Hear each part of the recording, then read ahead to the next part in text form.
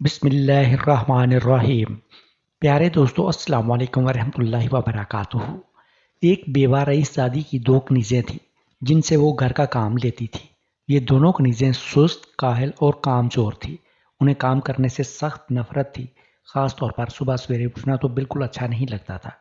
उनकी मालका उन्हें मुर्ग की अजान पर जगा देती कि उठो, सुबह हो गई है, घर का काम करो। उधर मुर्ग की अजान का क्या, वो तो आधी रात के ही अजान देने लगता। दोनों कनीज़ों ने तंग आकर मुर्ग को जान से मार देने का फैसला किया कि ना ये मुर्ग होगा और ना अजान देगा, और वो दिन चढ़े तक मज़े की नींद सोएंगी। एक दिन दोनों कनीज़ों ने मालका की गैर मौजूदगी का फायदा उठाते हुए मुर्ग को पकड़कर मार डाला और एक जगह दबा दिया। अब हुआ ये कि मुर्ग के ना होने से बेवा को वक्त का अंदाज़ा ही ना रहा। वो कनीज़ों की जान खाने लगी और उन्हें निसफ शब को जगाने लगी। प्यारे दोस्तों, गैर ज़रूरी चालाकी और होशियारी का नतीजा हमेशा तकलीफ देह ही साबित होता है।